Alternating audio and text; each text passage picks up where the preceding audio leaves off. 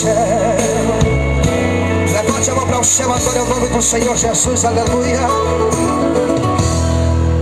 Morar no céu.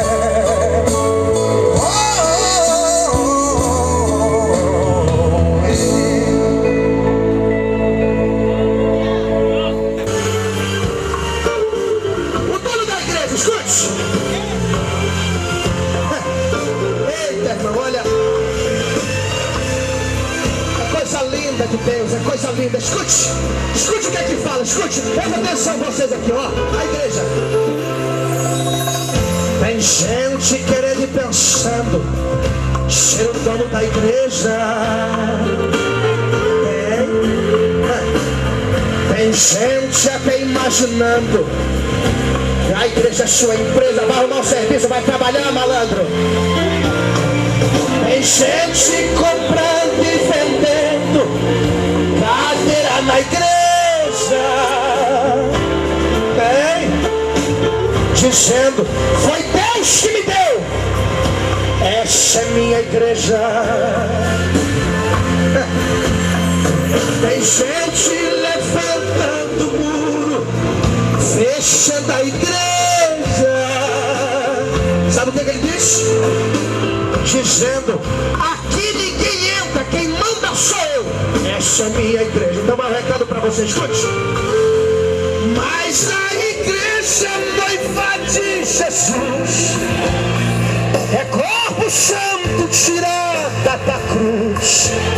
Não adianta querer se apossar da igreja. Sabe por quê? Essa igreja não...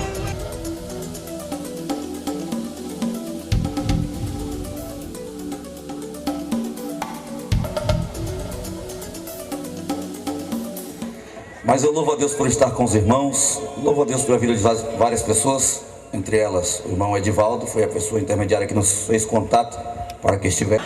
Autoridades e potências. Diga comigo, subindo ao céu, assentou-se à destra de Deus. Diga, a ele se sujeita. Agora diga anjos, autoridades, diga potências.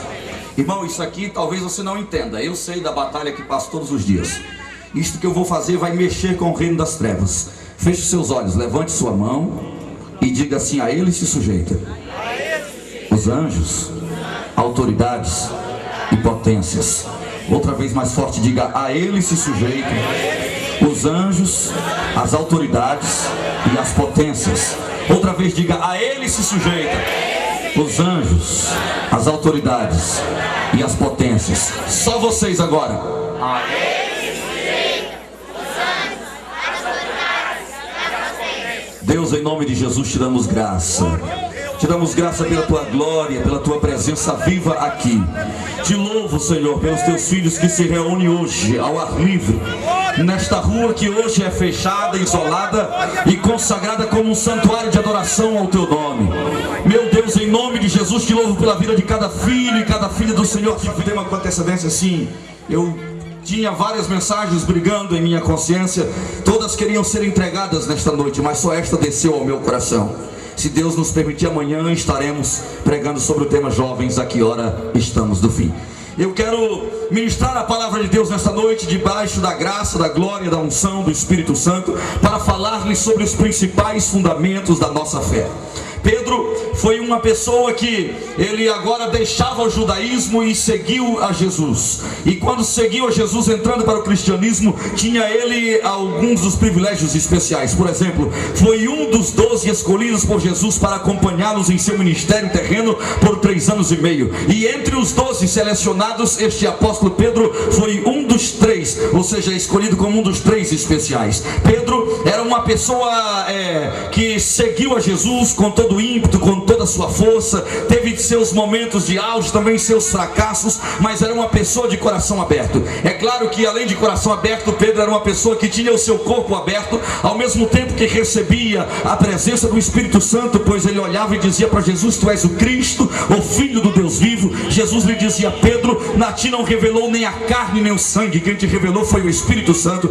Em outra ocasião, este Pedro recebe recebe em seu corpo a visita de Satanás, a ponto de Jesus olhar para ele e dizer: para trás de mim, Satanás, porque Pedro naquela hora estava com seu subconsciente dominado. Mas o interessante é que depois de todos os seus fracassos, depois de todos os seus deslizes, diz a Bíblia que Pedro, cheio da glória, da graça, da unção, do Espírito Santo de Deus, foi o primeiro pastor da igreja em Jerusalém. Foi um homem que agora estava pastoreando. Na sua primeira mensagem, Pedro ganhou aproximadamente 3.000 almas para Jesus. Na segunda pregação, foram quase 5.000 almas. Em 2 mensagens deste pastor, quase 8.000 almas se convertem e o reino de Deus começa a ser propagado em Jerusalém. Pedro se torna um pastor exemplar. Diz a Bíblia que o pessoal das cidades vizinhas de Jerusalém e também de toda a província, cidade de Jerusalém e adjacências, vinham, traziam seus enfermos e colocavam nas suas camas na beira da rua, porque Pedro tinha o costume de à 9ª hora, ou seja, 3 da tarde,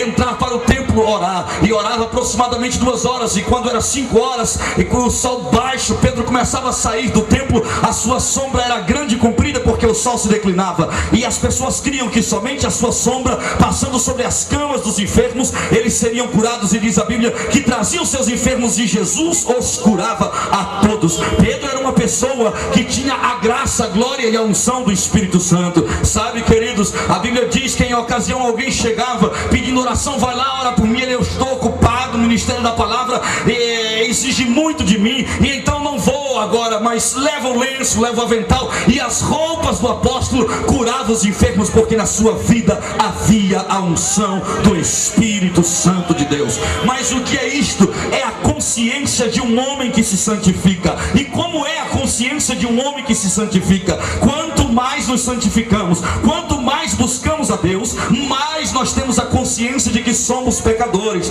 Quanto mais nos aproximamos dele, mais sabemos que éramos merecedores do inferno, que não valíamos nada, mas a sua graça nos abraça, o seu amor nos resgata, e Jesus então nos traz do mundo de trevas para a sua gloriosa luz. Quem já foi resgatado? Só os que foram resgatados por Jesus o Cristo. Este Pedro, sendo judeu antigamente, tinha ele uma consciência. Levante a mão direita para o céu comigo e diga: sem derramamento de sangue. Não, irmão, diga: sem derramamento de sangue não há remissão de pecados.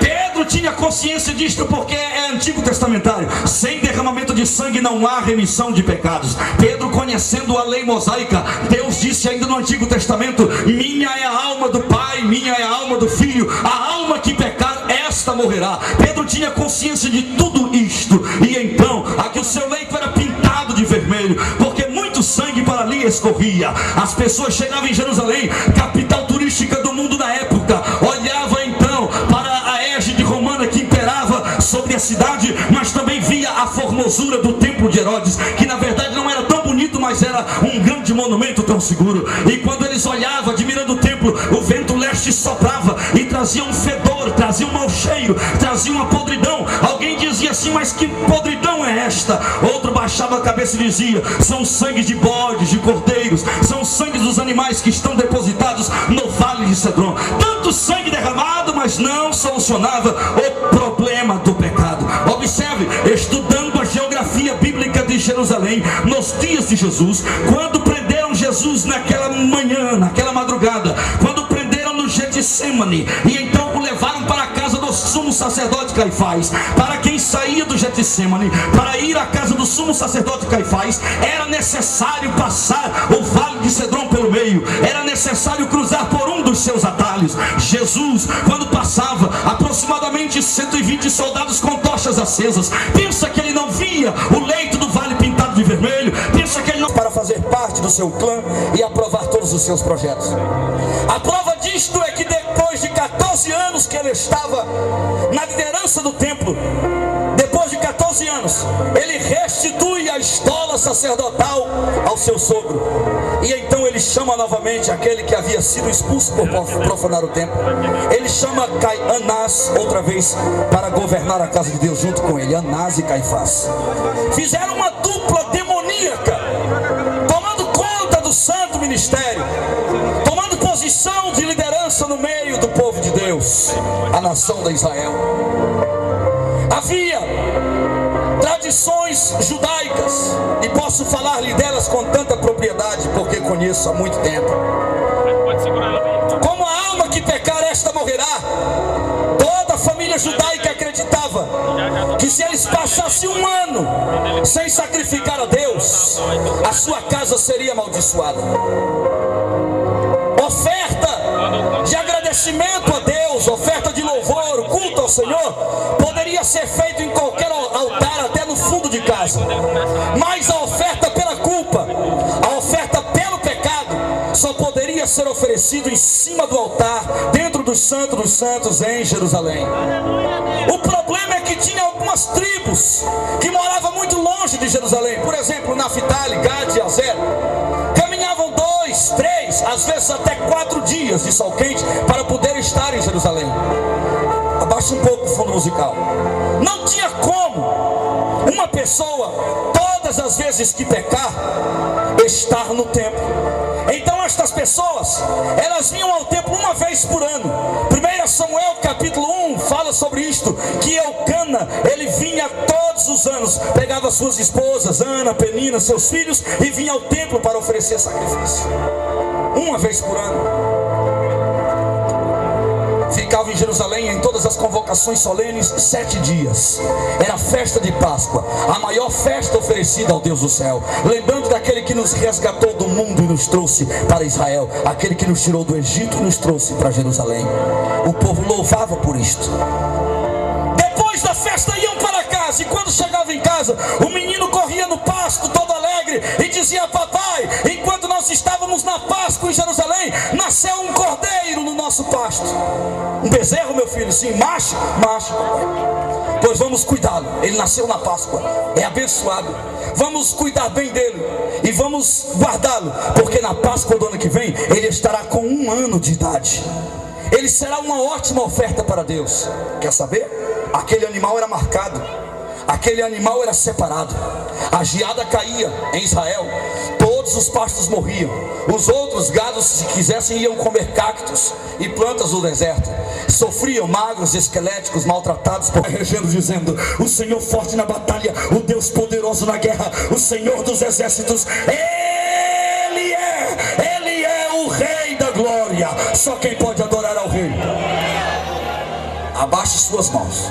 Eu quero pedir que levante a mão só quem tem uma enfermidade, que está sentindo ela, observe, está sentindo ela, a ponto de que se Jesus arrancasse ela agora, você perceberia que foi curado. Pode levantar a sua mão. O problema é que não é padrão, é diferente o toque de Deus de um para o outro.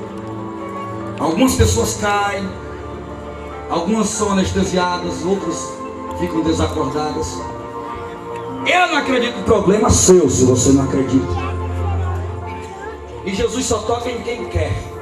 Seja sincero, quantos gostariam de ser tocados por Jesus agora? Coloque uma mão sobre o seu coração, todos. Levante a outra ao céu e de olhos fechados, levante este fundo musical para mim.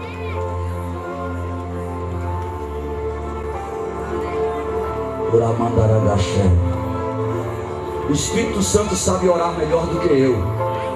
Ele fala na língua do Pai e fala todas as nossas necessidades.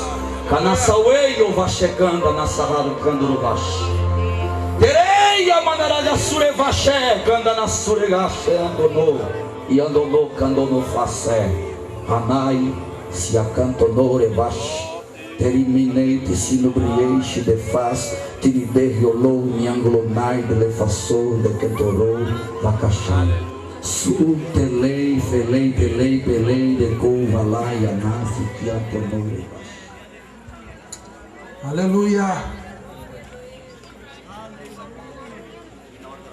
Glória a Deus, aleluia. Tem esse Deus, esse Jesus maravilhoso, como único e suficiente, símbolo de vitória. Você que está aí, que ouviu a palavra de Deus, que ouviu os hinos que foram cantados, vem à frente e recebe esse Deus Todo-Poderoso como único e suficiente Salvador da tua vida. Louvado seja Deus, louvado seja Deus.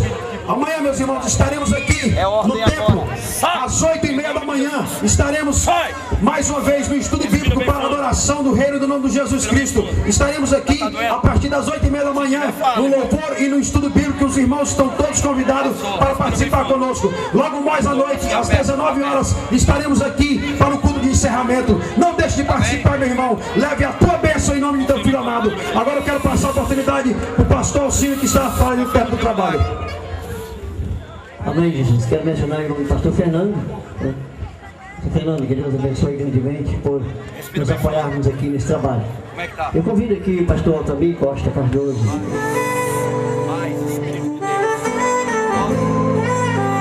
Enfermidade arrancada pelo poder do nome de Jesus.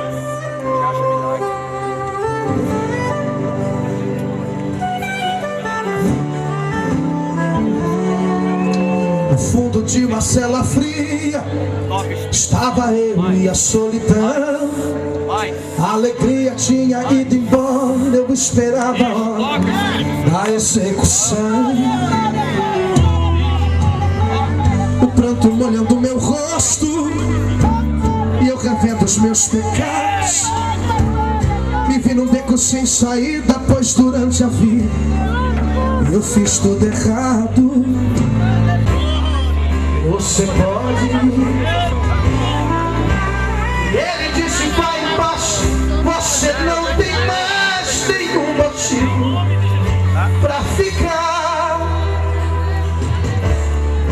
Outra pessoa vai morrer em seu lugar. Eu era um criminoso e ele era sem pecado. Eu estava sendo solto e ele sem condenar.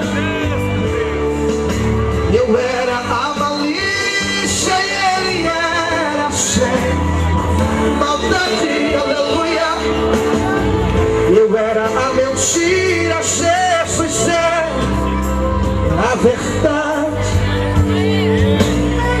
Eu estava em plena guerra, ele trouxe minha paz. Ele era Jesus Cristo e eu era Barrabás. Levante a tua mão para o céu e comece a adorar esse Deus que é poderoso.